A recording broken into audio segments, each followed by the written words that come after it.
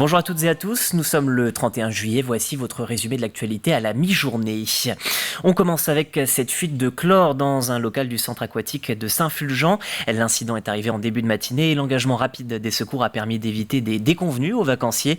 Environ 50 personnes ont été évacuées. Cet incident rappelle la vigilance nécessaire dans les activités en milieu aquatique et dans les parcs à thème. Ils sont nombreux en Vendée, Splash Game, Atlantic Toboggan ou encore Oglis Park. Une activité saisonnière réputée pour les nombreuses glissades et maladresses. Alors comment assurer la sécurité des vacanciers? Illustration dans le parc aquatique de Moutier-les-Mauffais avec Alexandre Lenaour. Les 8 hectares du parc sont encore déserts. Les bassins et les toboggans vides.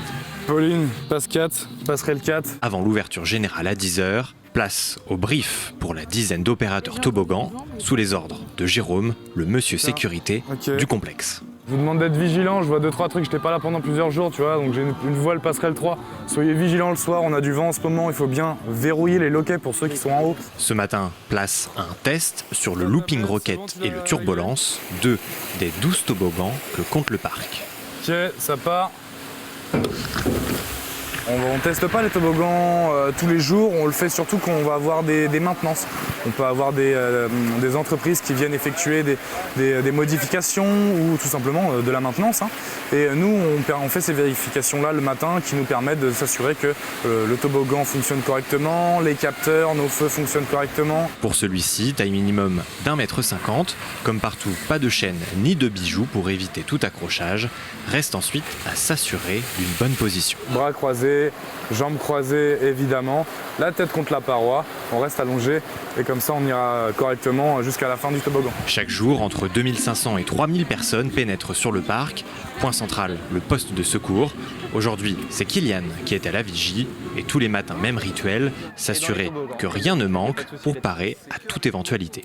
Le DSA, toujours à vérifier tous les matins, voir s'il est opérationnel. Le sac de secours, vérifier si tout est bon. Et notre trousse de soins, tout ce qui est matériel pour les petits secours, donc du désinfectant, des bandes, compresses, pansements. Au milieu, on va avoir la bouteille d'oxy avec tout ce qui est masque et bavus. Chaque saison, au total, entre 20 et 30 nageurs sauveteurs sont mobilisés sur le parc. Titulaires du BNSSA, ce sont eux en première ligne pour surveiller et assurer les petites interventions. On fait tout pour qu'il n'y ait aucun risque, mais une égratignure, un bobo, une mauvaise réception dans un toboggan, ça peut arriver. On ne prendra pas le risque, s'il faut faire intervenir les pompiers, on les fera intervenir.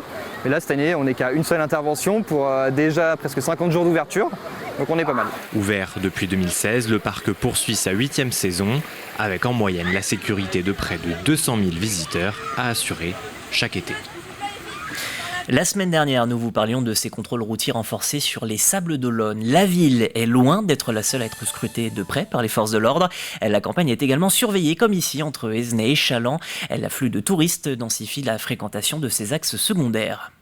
Aujourd'hui, week-end de chasse et croisée avec de nombreux départs de touristes en Vendée, mais aussi de nombreuses arrivées.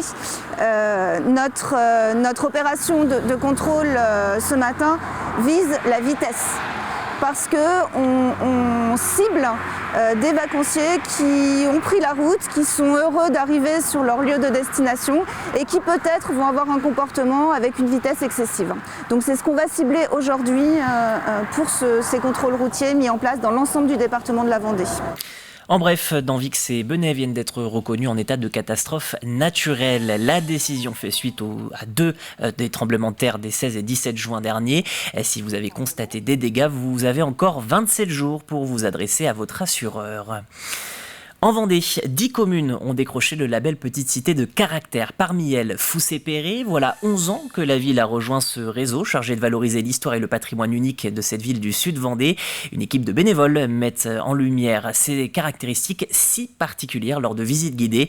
Un reportage de Cyril Guillet. C'est 2 baies aveugles de chaque côté et dont l'une est signée par celui qui l'a faite. L'été, tous les mercredis, les membres de l'association culturelle de Foussé-Perret se relaient pour guider les touristes à la découverte du patrimoine de la commune. Quand on accueille les groupes, nous racontons 1000 ans d'histoire. On part de l'an 990, quand Guillaume, comte de Poitiers, et sa femme Emma ont fait don du prieuré de Foussé à l'abbaye de Bourgueil. en Indre-et-Loire. Et on balaye toute l'histoire de Fousset, de l'an 1000 en gros, jusqu'à aujourd'hui, en passant par les guerres de 100 ans, les guerres de religion, l'époque de la Renaissance, qui est une époque phare pour Fousset et Perret. Car les deux communes ne feront qu'une qu'en 1968. Située à la lisière de la forêt de Mervan et au bord de la rivière Vendée, Fousset-Perret témoigne de deux âges d'or architecturaux. L'un roman, encore visible notamment sur la partie basse de l'église Saint-Hilaire, qui arbore un portail remarquable composé de 31 claveaux sculptés. Et un autre Renaissance que l'on retrouve sur la maison François-Laurence, édifiée en 1557 par un riche marchand protestant. Labellisée petite cité de caractère, la commune attire chaque année de nombreux visiteurs.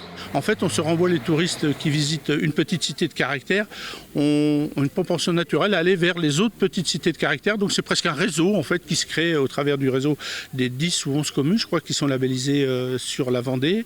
Au fil de la visite, les participants découvrent entre autres les halles élevées par ordonnance d'Henri IV en 1599, mais aussi ce temple protestant. Des richesses architecturales et historiques parfois méconnues du grand public. Je suis en Vendée depuis 2 ans et demi, je découvre cette belle région qui est la Vendée, qui est magnifique. Et je trouve que ce petit village de Fousset-Perret, un petit côté historique, est très très intéressant et très important. Ça permet d'entrer dans des lieux, dans de l'histoire.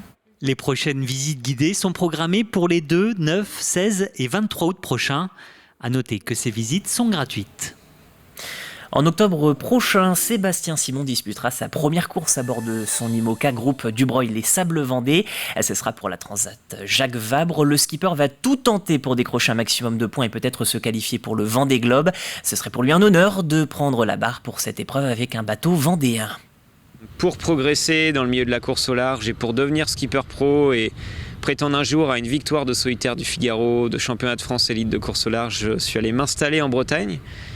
Ce que j'ai fait pendant 8 ans, c'est aussi un sacrifice personnel, mais je me suis toujours senti attaché à ce territoire, ici en Vendée, au Sable d'Olonne. Donc voilà, c'est une opportunité unique pour moi de construire quelque chose ici avec un nouveau partenaire dans le milieu de la course au large. Et ouais, c'est fabuleux, pour moi c'est une chance unique clairement et je mesure ce que ça représente. Et c'est ainsi que s'achève ce journal. Je vous remercie de l'avoir suivi. Bien sûr, nous nous retrouvons ce soir en direct dès 18h. Passez un très bon après-midi sur TV Vendée.